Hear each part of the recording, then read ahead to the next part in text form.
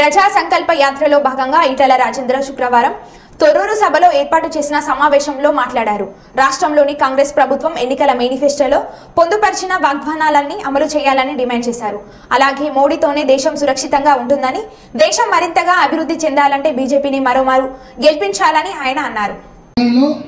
ఈ దేశ గొప్పతనాన్ని ప్రపంచ చిత్రపటం మీద నిలిపిన మహానాయకుడు మోడీ గారు కాబట్టి రేపటి ఎన్నికల్లో బీఆర్ఎస్ పార్టీకి ఓటేస్తే కేసీఆర్ చెప్పినట్టుగా మురికి గుంపలో వేసినట్టే, మురికి కాలంలో వేసినట్టే, అక్కడ వచ్చేయలేదు సచ్చేయలేదు. కాంగ్రెస్ పార్టీకి ఓటేస్తే అక్కడ 543 స్థానాలు ఉంటే పోయినసారి 40 కూడా స్థానాలు లేవు, ఈసారి అవి కూడా వచ్చినట్లేవు. కాబట్టి ఇవాళ దేశం సురక్షితంగా, దేశం సుభిక్షంగా, దేశం ఇవాళ పురోగమనం జరగాలంటే మోడీ గారికి ఓటేయమని, మోడీ గారిని ఆశీర్వదించమని చెప్పి, కమలం పువ్వులు గెలిపించమని చెప్పి కోరుతూ సెలవు తీసుకుంటా. జై తెలంగాణ, జై. అధికారం రాకమును రేవంత్ రెడ్డి ప్రభుత్వానికి నిజాయితీ ఉంది.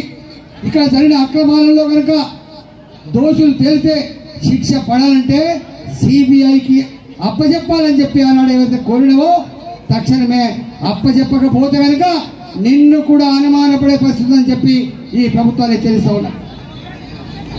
ఓటెక్కేదాకా ఓడమల్లప్ప, ఓటెక్కినాక బోడమల్లప్ప. ఇవాళ వాళ్ళకు అధికారం వచ్చింది, మరి ఏం చేయబోతారో కాళేశ్వరం ప్రాజెక్టు మీద వేచి చూడాలని చెప్పి కోరుతాం. చివరగా మోడీ గారు 10 ఏళ్ళు 2014లో ఇదే హైదరాబాద్ గడ్డ మీద ఎల్బీ స్టేడియంలో ఆశీర్వాదం కోసం వచ్చింది. వారు ఎప్పుడు చెప్తారు, తొలి ఆశీర్వాదం హైదరాబాద్ గడ్డ మీద తెలంగాణ ప్రజలు పొందిన కాబట్టే బరకతుంది అని చెప్తాడు. ఎప్పుడు 273 సీట్లు ఇచ్చి గుజరాత్ను ఎట్లయితే అభివృద్ధి చేసినవో, గుజరాత్ను ఎట్లయితే సుస్థిరంగా ఉంచినవో దేశాన్ని కూడా ఉంచమని చెప్పి వారికి ఆశీర్వాదం ఇస్తే ఇవాళ 5 ఏళ్ళు గొప్పగా పరిపాలించింది. 5 ఏళ్ల పరిపాలన చూసిన తర్వాత దేశ ప్రజానికం మరోసారి మళ్ళీ మా ప్రధానమంత్రి నరేంద్ర మోడీ గారే కావాలని చెప్పి ఇవాళ భారతీయ జనతా పార్టీకి సొంతంగా 303 సీట్లు ఇచ్చి శబాష్ మోడీ అని చెప్పి మళ్ళీ ఆశీర్వదించారు.